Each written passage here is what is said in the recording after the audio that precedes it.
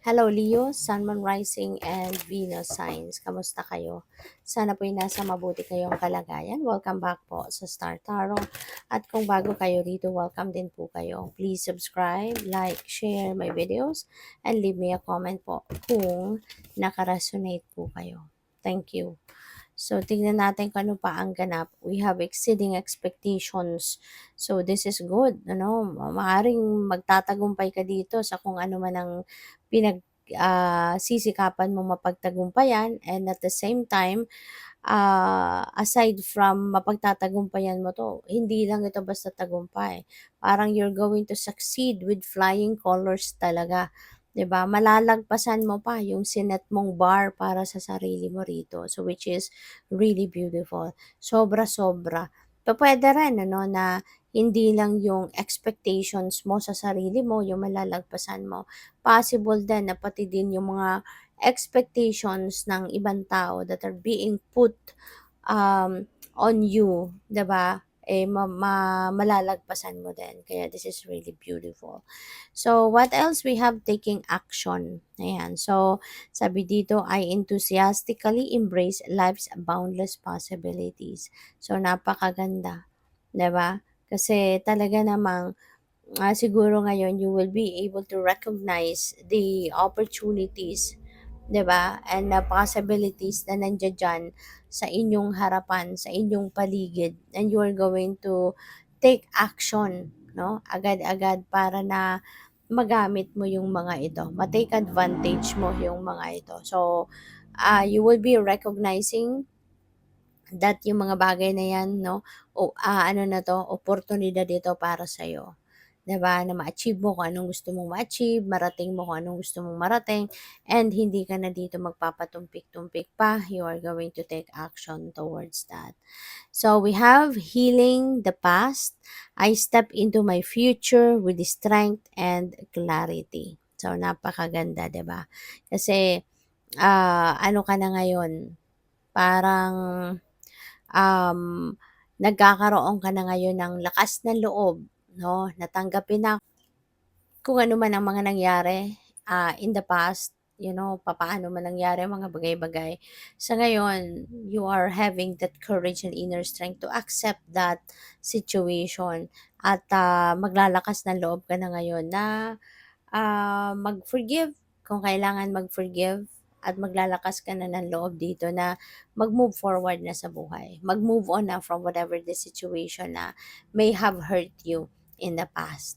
Okay? You are healing. No, you're healing the past kasi maaari din na mas gusto mo na ngayon na mamuhay ng panibago, 'di ba? Start over again in life. Gusto mo nang muli umusad na ang buhay mo on a clean slate, na wala ka ng bagahe sa dibdib, wala ng bigat na nararamdaman, yung mga ganon. So, what else? We have launching your journey. Magta-travel ang iba sa inyo rito. So, good for you. No?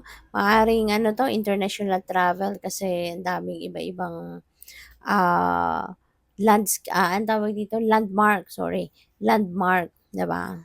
So, maaaring ang journey na to could be across the globe. So definitely this is an international travel na maaring gagawin ng iba sa inyo. But for some of you, maaring hindi naman. 'Di ba? Maaring domestic din yan na travel. And for whatever reason, so kayo lang tayo nakakaalam dyan. So, what else? And by the way, maraming salamat muna for subscribing. And if you haven't subscribed yet, subscribe na kayo. And also, maraming salamat din for not skipping the ads. Malaking bagay po yan sa akin. And also, please click the join button sa baba ng video kung gusto po ninyo na mag-join kayo sa membership. Salamat! So, we have confidence is your key to success. Ayan, kasi nga naman talaga, kung ikaw naniniwala, kung ikaw ay very confident about yourself, 'di ba? About your capabilities, no? Yung mga talents mo, skills, gifts, mga ganyan. kung talaga nire-recognize mo sila na they are vital, 'no, sa buhay mo, magiging confident ka din talaga, 'no? That can add up to your confidence or to the source of your confidence.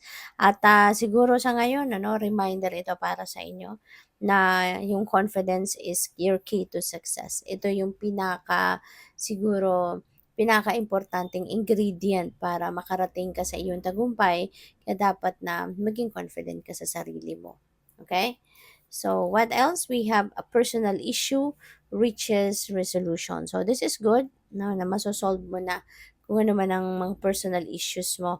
Baka meron kang mga iniisip, 'di ba, na parang hindi mo ma-figure out or hindi mo sigurado or kung ano man, 'no, kung ano man ang pinoproblema ninyo, maaari na 'yan ay magkakaroon ka na din ng direction, magkakaroon ka na din ng, clarity at, mo na kung ano man itong mga personal issues mo. So, you and your loved ones are safe, Neo. Baka ikaw ay masyadong nag-aalala, masyadong nagwo-worry sa iyong kaligtasan at sa iyong hindi lang sa iyo kundi pati ng mga mahal mo sa buhay. Maybe you are worrying about them a lot or too much, so wag ka na mag-alala. Now, this is a reminder para sa iyo, no, na wag kang mag-alala dahil ikaw pati ang kaligtasan, 'no, yung safety ng iyong mga mahal sa buhay ay, is being taken care of by the divine. Okay? Kaya don't ever ano na, worry about that. So, meditate and contemplate. Ayan, Leo, maaaring itong kailangan mo din gawin sa ngayon. And that could also be a great factor siguro para dito sa personal issues mo. Para siguro na maisipan mo ngayon kung ano yung ma-figure out mo, kung ano yung solusyon na pupuwede ninyong magawa, 'no, para ma-solve na yung mga personal issues ninyo.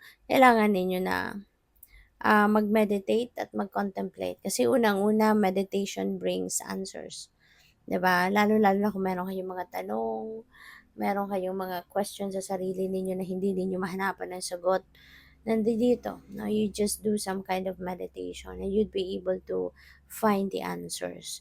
And also, mag-contemplate ka kasi maaaring matagal-tagal ka nang hindi man lang nakakapag-kumusta, no? Hindi mo man lang siguro nakakamusta yung sarili mo.